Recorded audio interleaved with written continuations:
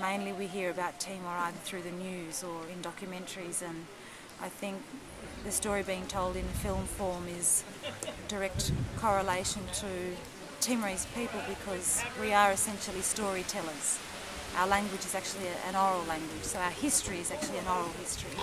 So it's not a thing that's recorded in books. So I think the film is a really important way for people to know about it. 3, 5, 2, take 1. Marker. Mark it. A and B. And set. Set. Action! As a feature film maker, not a documentary maker, I've always had a great interest in how works of fiction can explore our history in a way that really cuts right to the bone of the human condition.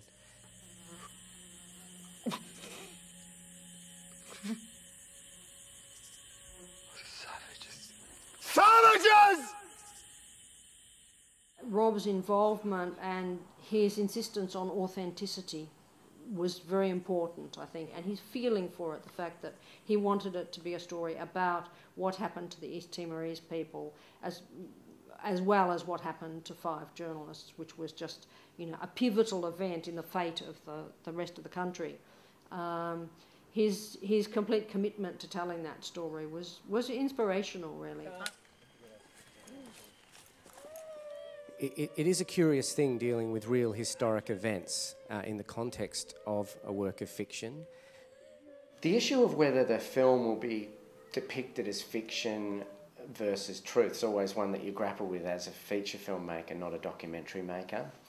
And, you know, you dramatise events within any film to try and make the film as a piece of cinema work in a compelling way. But there were a couple of fundamental things that we decided not to fictionalise, and they were the executions of the Balibo 5 and the invasion of Dili in December 1975 and the massacre that happened on the wharf. And we were lucky that we had documents available to us to help us create those events. I think you're always in danger as a filmmaker of being attacked for the more fictional elements within any film. And I know it's the challenge that feature filmmakers have always had in dealing with historic events. And so the coronial report became part of the basis of how we actually staged and recreated those executions. So I think history can't dispute those two events. So obviously the boys have learned how to use their props very well. Well, the reason we're loading this up now is because we decided that it didn't make sense for us to load in the script. It says they load their film cans into a crack in the wall, but they wouldn't have had time to do that. So what we're saying is that they basically just tore their mags off, which is actually you know, more of a desperate thing to do, and stick the mags into the wall instead. People that see the film want to know. They want to know what happened. You know, when I talk to people about East Timor and the Balibo 5, after 30, something years of a cover-up, the water has been muddied. You know, the people that have covered it up, the governments that have covered it up, have helped muddy the water to the point where people don't quite know what happened. Someone has to talk to him, right? Someone has to talk to him. You know, people still believe that they were killed in crossfire. There's still bits of misinformation, you know.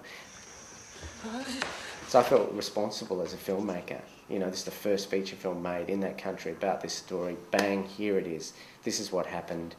And it is confronting and it is tough, but that's kind of our obligation. You know, Balibo, it's a war film. You know, it's got a thriller dimension to it, but it falls very clearly into a whole genre of war films that have explored, you know, real historic events. I think these are films that, within the history of cinema, people have loved seeing. My people have heard of your quest to discover the fate of your comrades. What we've tried to make is a political thriller. A lot of people have no idea, first of all, where Timor was. Most people who are seeing this were not, were even born after the event. Many journalists I've spoken to were born after the event. So it really is that we have to set up a situation where people will become involved in it as a story. They want the truth to be known. Witnesses have come forward. I have brought 3 of them to speak with you to help you tell your story. Thank you. We'd seen a lot of the footage from Channel 7 and stuff, so to actually be standing in exactly the same spot that these guys were doing the report from And action! just elevated everything to the reality, heightened the reality. It felt like we weren't making a film. It felt like we were portraying, telling this story or replaying, showing the world what happened in these certain spots. Cutting. Okay, that's all good.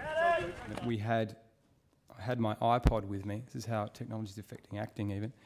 And I took my iPod into the Timorese jungles and I had a video footage on it of Greg's original piece. So I was able to watch it just before we did that take to get his vocal patterns and to get various nuances that he had in the speech. Something happened here last night which moved us very deeply.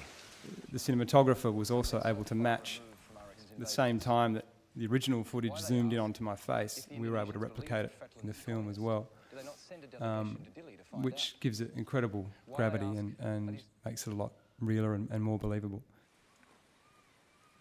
There was a moment in the 400-year-old Portuguese fort in Balibo where the young Balibo 5 actors were filming the footage that we know that the young guys actually filmed and died because they filmed. You know, there was just something about that moment of telling a historic event in the real place that probably, for me, is about as significant as it gets as a filmmaker.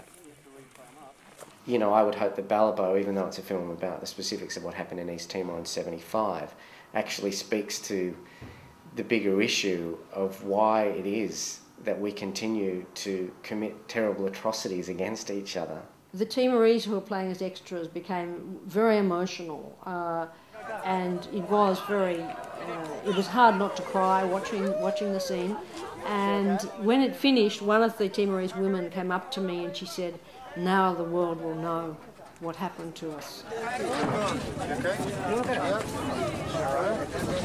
And if that is a result of the film, I think that will be a very worthy outcome.